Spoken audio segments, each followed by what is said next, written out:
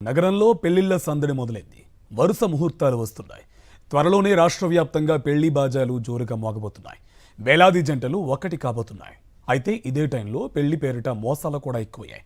Matrimony సైట్ల వేదికగా ఇప్పటికీ మోసాలు జరుగుతున్నాయి.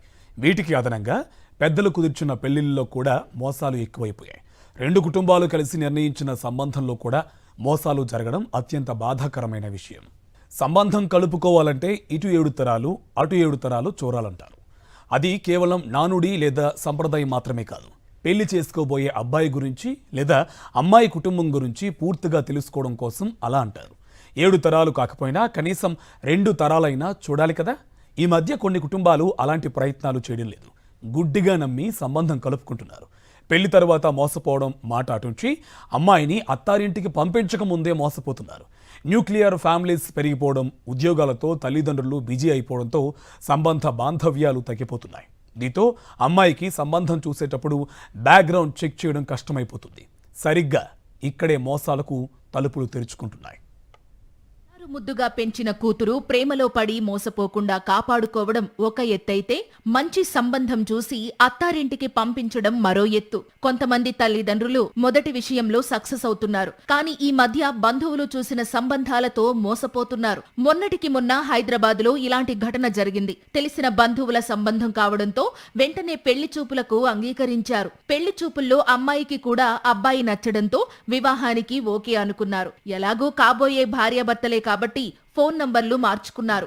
ఆ తరువాత బయట కూడా కలుస్తూ వచ్చారు. కాబోయే అల్లుడే కాబట్టి తల్లిదండ్రులు కూడా అభ్యంతరం చెప్పలేదు. కానీ ఇక్కడే కథ అడ్డం తిరిగింది. కాబోయే భర్త ముసుగులో అమ్మాయితో ఏకాంతంగా గడిపిన కుర్రాడు బ్లాక్మెయిల్ చేయడం మొదలుపెట్టాడు. తనకు మరింత కట్నం కావాలని, భారీ బహుమతులు కావాలని వేధించడం స్టార్ట్ చేశాడు. అడిగింది ఇవ్వకపోతే పెళ్లి రద్దు చేసుకోవడంతో పాటు ఏకాంతంగా గడిపిన ఫోటోలు, వీడియోల్ని సోషల్ మీడియాలో వైరల్ చేస్తానని బెదిరించాడు. దీంతో అమ్మాయితో పాటు తల్లిదండ్రులు నరకం అనుభవించారు. ఇలా నెలల పాటు మనోవేదన అనుభవించి చివరికి షీ టీమ్స్ ను ఆశ్రయించారు. బాధితురాలి ఫిర్యాదుతో కేసు నమోదు చేసిన పోలీసులు అబ్బాయిని అరెస్టు చేశారు. ఇదే విషయాన్ని తాజాగా సిపి సజ్జనార్ కూడా ప్రస్తావించారు. పెద్దలు కుదిర్చిన సంబంధమే కదా అని గుడ్డిగా నమ్మొద్దని, అబ్బాయి ప్రవర్తన, స్నేహితులు, అలవాట్లపై ఆరా తీయమని సూచించారు. పెళ్లికి ముందే ఏకాంతంగా కలవడానికి, శారీరక సంబంధానికి ఒత్తిడి చేస్తే ఖచ్చితంగా అనుమానించాలని, అలాంటి ప్రపోజల్స్ ను ధైర్యంగా తిరస్కరించాలని పిలుపునిచ్చారు. ఇక డబ్బు డిమాండ్ చేసినా, బ్లాక్మెయిల్ చేసినా భయపడకుండా ఫిర్యాదు చేయాలని కోరారు. అందరికి తెలుసు, ఆడబిడ్డలకి పెళ్లి అనేది ఒక ఇంపార్టెంట్ ఘట్ట.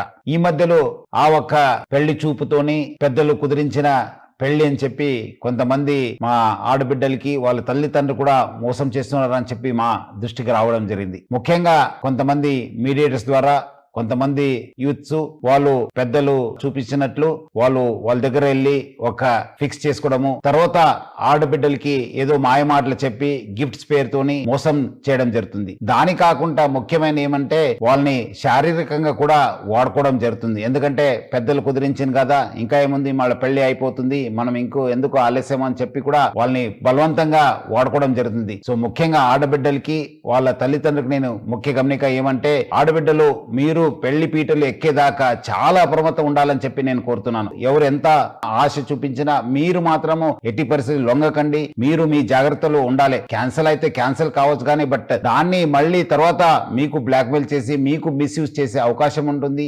నిశ్చితార్థం జరిగిపోవడం, బంధుమిత్రులందరికీ తెలిసిపోవడంతో ఇప్పుడు పెళ్లి ఆగిపోతే సమాజంలో పరువు పోతుందనే భయంతో చాలా మంది యువతులు, వారి తల్లిదండ్రులు ఫిర్యాదు చేసేందుకు వెనకడుగు వేస్తున్నారు. ఇదే అదునుగా భావిస్తున్న కేటుగాళ్లు అడిగినంత డబ్బు ఇవ్వాలంటూ వేధిస్తున్నారు. పరువు పోతుందని భయపడి మౌనంగా ఉంటే జీవితాంతం నరకం అనుభవించాల్సి వస్తుందని హెచ్చరిస్తున్నారు సజ్జనార్. నిశ్చితార్థమైనా సరే పెళ్లి పీటలు ఎక్కే వరకు అప్రమత్తంగా ఉండాలని సూచిస్తున్నారు. పెళ్లి చూపుల తంతు ముగిసి వివాహానికి పెద్దలు పచ్చజెండా ఊపిన తర్వాత ఇటు అమ్మాయికైనా అటు అబ్బాయికైనా ఓ రకమైన స్వేచ్ఛ వస్తుంది. ప్రస్తుత కాలంలో ఆ స్వేచ్ఛ దుర్వినియోగం అవుతుంది. ప్రీ వెడ్డింగ్ షూటింగ్లు, బ్యాచిలర్ పార్టీలు, సరదా విహారయాత్రల పేరిట పెళ్లికి ముందే అమ్మాయిలు అబ్బాయిలు చెట్టాపట్టాలు వేసుకుని తిరగడం నేటి సమాజంలో కామన్ అయిపోయింది. ఈ కామన్ పాయింట్ మోసాలకు కేంద్ర బిందువుగా మారుతుంది. ఈ మహిళ పేరు భవానీ. హైదరాబాద్కు చెందిన ఈ మహిళ షాదీ.com వెబ్సైట్లో ఓ కేటుగాడి చేతిలో మోసపోయింది. చిన్న రంగనాయక్ అలియాస్ రామ్ అనే వ్యక్తి ఈమెను మోసం చేశాడు. 2020లో షాదీ.com యాప్లో ఒక అతను పరిచయం అయ్యిండు మ్యారేజ్ కోసము. తన పేరు వచ్చేసి చిన్న. అయితే తను డివోర్స్ అని పెట్టుకున్నాడు. సర్లే డివోర్స్ కదా అని నేను కూడా అతన్ని నమ్మిన. కానీ అతన్ని నమ్మి నేను 30 lakhs వరకు ఇచ్చిన గోల్డ్ తీసుకున్నాడు, 30 lakhs తీసుకున్నాడు. పెళ్ళెప్పుడు అంటే ఏదో ఒకటి చెప్పుకుంటా అట్లా టైం పొడిగిస్తూ ఉంటే నేను అతని గురించి ఎంక్వైరీ చేయగానే అతడికి భార్య 4 పిల్లలు ఉన్నారని తెలిసింది. వాడు ఉండేసి మల్కాజ్గిరిలో ఉంటాడు, శీతల్ అపార్ట్మెంట్లో. ఒంటరి మహిళల్ని టార్గెట్ చేస్తూ మ్యాట్రిమోనీ సైట్స్ లో ఫేక్ అకౌంట్లతో చాలా మంది కేటుగాళ్లు సిద్ధంగా ఉంటారు. రామ్ కూడా అలాంటి వ్యక్తే. పెళ్లి చేసుకుంటానని నమ్మించాడు. పెళ్లి చూపులు కూడా పూర్తయ్యాయి. పెళ్లి తర్వాత ఉండడానికి ఇల్లు కొనాలంటూ 30 లక్షలు వసూలు చేసి ఖాతా క్లోజ్ చేశాడు. బాధితురాలు మీర్పేట్ పోలీసులకు ఫిర్యాదు చేసింది. నాకు 22లో పరిచయం అయినాడు. నేను నిజంగానే అనుకోని అతనికి 30 lakhs గోల్డ్ ఇచ్చి ఇంకా అడుగుతుంటే ఏదో ఒకటి చెప్పి తప్పించుకుంటుంటే నేను కంప్లైంట్ ఇస్తా అనగానే కంప్లైంట్ అయితే ఇచ్చి చూడు, నేను కార్తో గుద్ది చంపేసి అప్పుడు నా మీద కేసు కూడా కాదు అనేసి అన్నాడు. ఆ రకంగా నేను భయపడి చాలా రోజులు కంప్లైంట్ ఇవ్వలేను. ఇప్పుడు కంప్లైంట్ ఇచ్చిన కేసు కూడా బుక్ అయింది. నాలాగా వేరే ఆడవాళ్ళు కూడా ఎవరన్నా ఉంటే ముందుకు రాగలరు. చాలా దారుణంగా అందరి జీవితాలతో వాడు ఆడుకుంటున్నాడు. వాడి బిజినెస్ ఇది ఉన్నట్టున్నది. అందరిని ఆడవాళ్ళని మోసం చేసి చీటింగ్ చేసి సంపాదించడము. ఇతడే ఆ వ్యక్తి. ఎవరైనా ఉంటే బాగా గుర్తుపట్టి వచ్చి పిఎస్ లో నీర్పేట్ పిఎస్ లో కంప్లైంట్ ఇవ్వగలరు. ఈమె వచ్చేసి వాళ్ళ వైఫ్. ఈమెనేమో నాకు ఎలాంటి సంబంధం లేదు, పేరుకు మాత్రమే ఆయన హస్బెండ్, ఫిజికల్ రిలేషన్ లేదు అని చెప్తుంది. మీరు అందరూ వేరే వాళ్ళు మీరు కూడా అందరు జాగ్రత్తగా ఉండాలి. నాలాగా ఎవరు మోసపోకూడదు. భవానీ లాంటి బాధితులు ఇప్పుడు చాలా మంది కనిపిస్తున్నారు.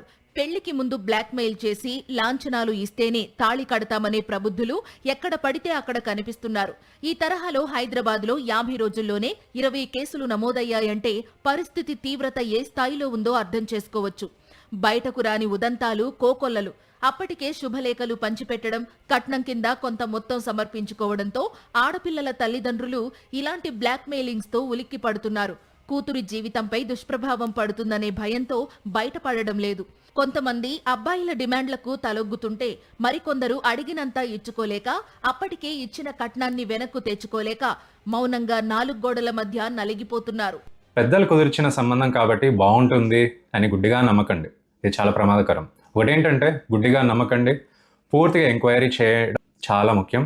సమాజంలో ఇంకా చాలామంది పెద్దలు చూశారు కాబట్టి సరిపోతుంది అనుకుంటున్నారు. కానీ ఒక సైకాట్రిస్ట్గా నేను చెప్పేది ఏంటంటే, వ్యక్తి స్వభావం ఎలా ఉంది, కోపం ఎక్కువగా వస్తుందా, మద్యం లేదా ఇతర వ్యసనాలు ఉన్నాయా, గతంలో aggressive behaviour or violent behaviour ఉందా, మహిళల పట్ల గౌరవం ఉందా, ఇవి తెలుసుకోవడం చాలా ముఖ్యం.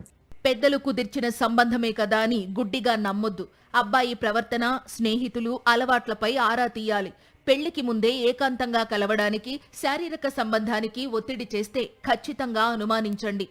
ధైర్యంగా తిరస్కరించండి. డబ్బు డిమాండ్ చేసినా, బ్లాక్మెయిల్ చేసినా భయపడవద్దు, ఫిర్యాదు చేయండి. పెళ్లికి ముందు ఏకాంతంగా కలవాలని లేదా శారీరక సంబంధానికి ఒత్తిడి చేస్తే ధైర్యంగా నో చెప్పాలి.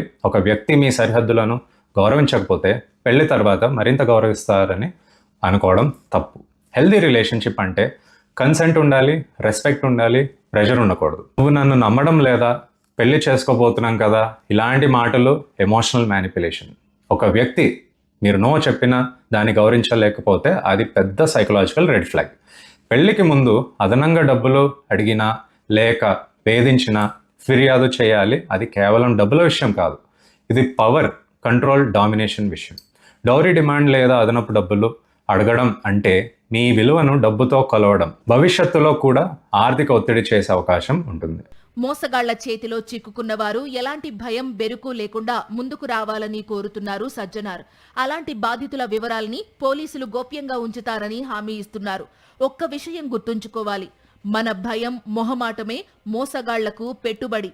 ఎప్పుడైతే మనం ధైర్యంగా ముందడుగు వేస్తామో అప్పుడే ఇలాంటి మోసాలకు చెక్ పెట్టగలం.